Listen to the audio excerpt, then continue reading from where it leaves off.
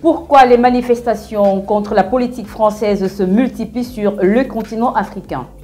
Visiblement, les pays du Sahel ne sont plus un cas isolé, avec à leur tête le Mali qui mène une grande révolution depuis plusieurs années, notamment celle du début de l'année 2020 qui conduira à la chute de l'ancien président Ibrahim Boubacar Keïta.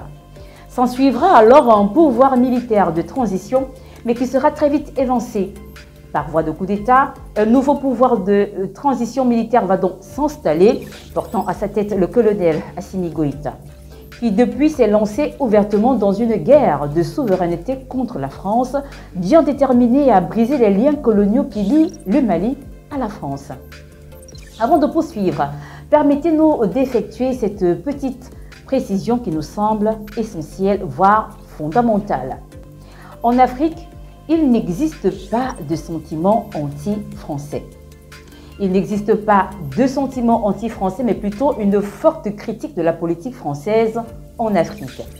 Le choix des mots est important car les mots ont un sens. Il est temps qu'ils s'en aillent, titrait Mediapart le 26 mai dernier en référence à la manifestation du 14 mai en N'Djamena, capitale du Tchad. Des centaines, voire des milliers de Tchadiens sont descendus dans les rues pour dénoncer la présence française et la politique française dans le pays. Cette manifestation conduira à la destruction de plusieurs symboles français, entre autres des stations-service Total Énergie ou encore de brûler le drapeau de la République française. Au courant du mois de mai dernier, le gouvernement gabonais va interdire une manifestation pacifique organisée par le Front Patriote gabonais pour dénoncer la présence d'une base militaire dans le pays et dénoncer également la politique française de façon générale sur le continent. Tenez-vous tranquille, la base militaire française est stationnée au Gabon depuis l'année des indépendances, donc en 1960. Et un peu plus de 350 soldats français sont actifs sur le territoire gabonais. La plus inédite de toutes. Pourquoi inédite? Eh bien parce qu'elle s'est passée en dehors de ce qu'on appelle le précaré français. Le 25 mai 2022 en Afrique du Sud, journée consacrée à la célébration de l'Afrique, a été le prétexte idéal pour le parti de l'IFF ou encore EFF en français de mener une forte mobilisation en contestation à l'ingérence de la France dans les affaires souveraines africaines. Le mouvement est soutenu par les Centrafricains, les Gabonais, les Guinéens, les Maliens, les Camerounais, les Congolais, pour ne citer que cela. Et surtout très soutenu par une grande partie de la diaspora africaine. La marche se fera jusque devant l'ambassade de France à Pretoria, capitale de l'Afrique du Sud, ce qui va d'ailleurs pousser l'ambassadeur ce jour à sortir devant les manifestations, bien évidemment pour prendre la défense de la France face à ces manifestants qui bien évidemment dénoncent la présence française et la politique française sur le continent africain. On tentera donc de comprendre dans cette édition de Roundup pourquoi les manifestations contre la politique française s'intensifient et se multiplient sur le continent africain et d'autres qui sont également annoncées dans les prochains jours. Mais avant de prendre notre jingle habituel, permettez-moi d'adresser des félicitations à la jeune Faith Odunsi, la jeune Nigérienne qui a remporté l'Open Mathématiques, la plus grande compétition de mathématiques au monde, faisant d'elle la meilleure étudiante en mathématiques. Faith Odunsi, adolescente de 15 ans, représentante du Nigeria, va affronter en Angleterre le monde entier dans une compétition de mathématiques. Elle va donc ravir la vedette à la Chine, aux États-Unis ou encore au Royaume-Uni et d'autres pays qui étaient présents à l'occasion de cette forte compétition. Elle va remporter la Palme d'Or en devenant la meilleure étudiante en mathématiques du monde. Une fierté pour le continent africain et pour son pays, le Nigeria en particulier. Allez, Roundup, épisode 4, ça commence maintenant.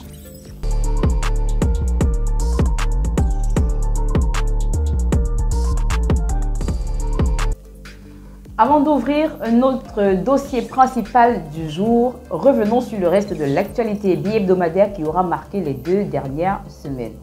Et on démarre avec la visite du président en exercice de l'Union africaine, le président Macky Sall, qui s'est rendu à Sochi auprès de son homologue russe Vladimir Poutine.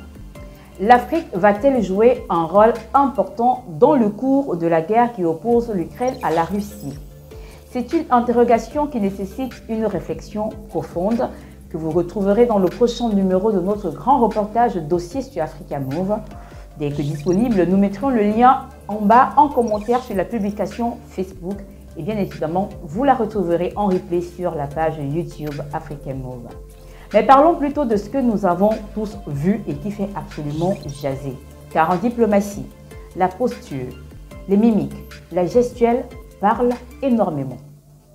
Contrairement à ses hôtes occidentaux, le président Vladimir Poutine a tenu personnellement à accueillir dès son arrivée le président Macky Sall en compagnie du président de la Commission de l'Union africaine, le Tchadien Moussa Faki Mahamat, comme vous pouvez le voir sur cette vidéo. Dès son arrivée, donc à la montée des marches, le président Macky Sall est accueilli personnellement par Vladimir Poutine. Macky Sall qui porte le message des 54 pays africains. En recevant le président Macky Sall, le Kremlin va tout simplement faire disparaître la fameuse table kilométrique de 4 mètres, symbole de la haine entre la Russie et l'Occident, ou du moins symbole désormais du désamour entre les hôtes occidentaux et le président russe Vladimir Poutine. Macky Sall aura droit à un petit guéridon qui marquera une petite séparation entre Vladimir Poutine et sa délégation. Vladimir Poutine et Macky Sall qui auront des échanges chaleureux et conviviaux, mais on pourra surtout y voir une espèce de proximité entre les deux leaders mondiaux. Preuve qu'entre la Russie et l'Afrique, du moins pour l'instant, les relations se portent plutôt bien. Et on poursuit au Mali. C'est par voie d'un décret que le gouvernement militaire de transition annonce que le colonel Assimi Goïta a donc fixé la transition à 24 mois à compter du 26 mars 2022 jusqu'au mois de mars 2024.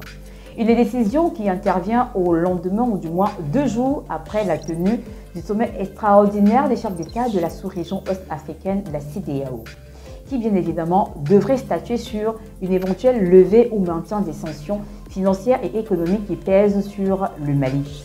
Vous le savez, une médiation est conduite par le président Faure Gnassingbé du Togo et qui semble donner quelques fruits, car en réalité, le dernier sommet a tout simplement été reporté. Les chefs d'État n'arrivent pas à tomber d'accord sur une décision finale, soit de maintenir ou tout simplement de suspendre les sanctions qui pèsent contre le Mali. En attendant la date du 3 juillet prochain, date à laquelle le sommet a été reporté, le Mali annonce en tout cas la transition à 24 mois. Jusqu'ici, le lieu où se tiendra le prochain sommet de la CEDEAO n'a pas encore été communiqué. Il le sera certainement dans les prochains jours. En République démocratique du Congo, après la grande réconciliation entre Moïse Katumbi et l'ancien président Joseph Kabila Kabange, le pays vibre autour d'une tension diplomatique et sécuritaire qui l'oppose à Kigali. Entre Kinshasa et Kigali, rien ne va plus. La RDC accuse le Rwanda de soutenir le mouvement M23 qui a fait sa réapparition dans la partie est du pays, avec des attaques contre les forces armées de la République démocratique du Congo et des exactions perpétrées sur les populations de l'est du pays en RDC. À l'heure actuelle, on dénombre à peu près 170 000 personnes déplacées à l'intérieur et à l'extérieur du pays, preuve comme quoi la situation est suffisamment grave. La République démocratique du Congo accuse donc Kigali de soutenir ces mouvements d'insurrection de M23. Rendu à Oyo, une localité considérée comme le fief de son homologue Denis Sassou Nguesso, le président de la République démocratique du Congo, Félix Antoine Tshisekedi, va affirmer lors d'un point de presse et sans aucun doute que le Rwanda de Paul Kagame a bien évidemment soutenu l'insurrection ou du moins le M23 a attaqué la RDC. La semaine dernière, plusieurs manifestants des Congolais sont descendus dans les rues de Kinshasa ou encore de Bukavu, la ville située à l'est du pays, pour dénoncer justement ce soutien de Kigali au mouvement M23. Le dossier ne va pas tarder à monter, bien évidemment, sur la table du Conseil de sécurité des Nations Unies et a été également au cœur des échanges de Malabo lors du dernier sommet de l'Union africaine. Les deux institutions, mondiales et panafricaines, vont de suite exprimer leur inquiétude et demander l'appel au calme et à la paix. Et on termine du côté de la Côte d'Ivoire. Plus rien n'entrave désormais le retour en Côte d'Ivoire du président du COJEP. C'est un secret de polichinelle que d'affirmer que Charles Blé Goudé a toujours affirmé et assumé ses intentions présidentielles. Charles Blé Goudé sera-t-il le prochain président de la Côte d'Ivoire? On aura certainement la réponse à cette interrogation dès le retour de Charles Blé Goudé en Côte d'Ivoire qui se prépare de façon imminente. À son arrivée, on assistera certainement à une nouvelle redistribution des cartes sur l'échiquier politique en Côte d'Ivoire. À présent, concentrons-nous sur notre dossier principal du jour. Un an de condamnation avec sursis pour trouble à l'ordre public pour les manifestants du 14 mai dernier en N'Djamena, capitale du Tchad. Le mouvement Wakitama dénonce une condamnation basée sur aucune preuve. Amnesty International, l'organisation non gouvernementale, a également effectué une sortie sur son compte Twitter officiel pour justement regretter cette décision de justice qui aujourd'hui entrave la liberté de réunion.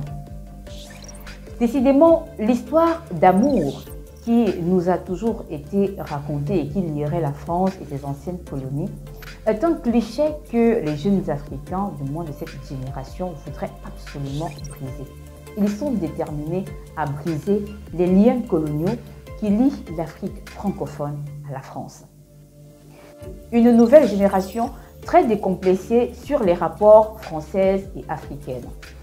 Vous le savez, les intérêts français sont suffisamment bien entretenus en Afrique et pourtant, dans ces relations, on a bien l'impression que c'est la France qui bénéficie le plus que les pays africains. Car pour cette nouvelle génération, partout où il y a la France, il y a la guerre, il y a l'insécurité, il y a la surexploitation des ressources naturelles africaines. Un sentiment anti-français tel qu'on voudrait le faire croire est peut-être né, mais il ne s'agit pas de rejeter les Français, mais plutôt de la politique française en Afrique exacerbée aujourd'hui. Nous ne pouvons pas échanger sur cette question sans toutefois saluer l'apport absolument considérable des nouveaux supports de communication qui sont des médias, des télévisions, des radios, des presses écrites, des magazines portant aujourd'hui une ligne éditoriale panafricaniste. Une ligne éditoriale très peu connue du grand public africain il y a encore à peu près 15 ans. Ces médias qui ont participé aujourd'hui à lever le voile et à dévoiler les dessous des cartes sur les relations et sur les intérêts africains et sur surtout la souveraineté de l'Afrique et la valorisation de l'intelligence et du potentiel africain. Tout ceci aura donc permis, comme je le disais tantôt, à décomplexer les rapports françaises et africaines. Nous décryptons aujourd'hui ces différentes manifestations qui critiquent et dénoncent l'ingérence française dans les affaires souveraines et politiques africaines. Mais que pensent véritablement les jeunes Africains qui sont dans les rues, de plus en plus dans les capitales africaines, pour manifester contre cette présence? Nous vous proposons ce petit élément concocté pour vous sur les différentes sorties, notamment en N'Djamena, par le mouvement activiste Wakitama ou encore le mouvement de Julius Malema, l'IFF, Economic Front Fighters. Et donc, nous allons prendre cet élément et on se retrouve pour la suite. La France s'entremêle dans la politique. On ne sait pas. Maintenant, tout l'espace tchadien est occupé par l'armée française. L'armée française se préoccupe de la richesse du sous-sol du Tchad et non du bien-être du peuple tchadien. C'est la journée de l'Afrique. On sait que l'Afrique a été colonisée. Il n'y a qu'un seul pays sur le continent qui n'a pas été colonisé, c'est l'Éthiopie. La France a toujours ses sales petits doigts profondément ancrés dans ses anciennes colonies françaises. Le colonialisme français sur le continent africain continue d'être la forme la plus brutale, cruelle et diabolique de colonialisme sur le continent africain. Nous, en tant que génération de combattants pour la liberté, nous rejetons et condamnons le fait que des décennies après la déclaration de la soi-disant indépendance des anciens territoires colonisés, les colonisateurs continuent à entretenir une relation coloniale et néocoloniale avec les pays africains qui sont censés être libres du contrôle colonial. Lorsqu'on parle de manifestations anti-françaises, on voit tout de suite l'Afrique, les manifestations anti-françaises africaines. Mais pourtant, ce n'a pas toujours été le cas. Entre 2020 et 2022, on a très bien observé ces manifestations contre la politique française, en France même, sur le cas de l'affaire des Gilets jaunes. Ou encore, rappelez-vous, en 2020, notamment au mois de novembre 2020, sur le site de l'Agence France Presse Internationale ou AFP, il y a eu une publication ou alors plusieurs articles rédigés sur des manifestations anti-françaises, notamment en Indonésie. À Jakarta, devant l'ambassade française, une forte mobilisation a été faite pour dénoncer l'ingérence française dans les affaires indonésiennes. Je vous invite à suivre cette petite vidéo et on se retrouve juste derrière. Car là, nous ne sommes plus en Afrique, nous sommes en Indonésie et on parle toujours de manifestations contre la politique française.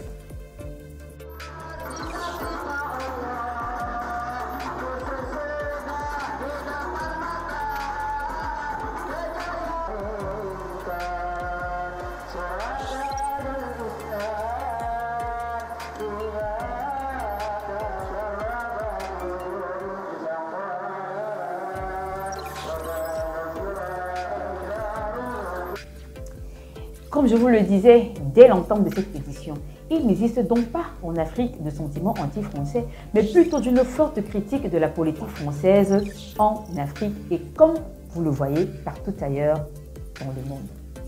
Nous allons terminer avec cette petite pensée.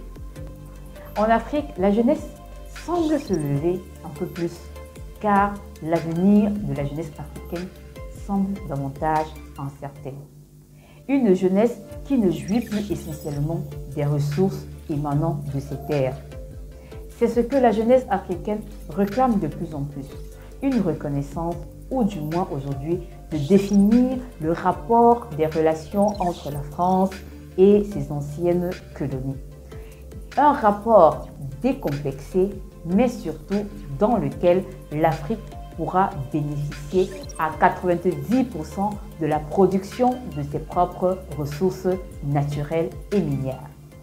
On se donne rendez-vous pour la prochaine édition de Roundup sur Africa Move.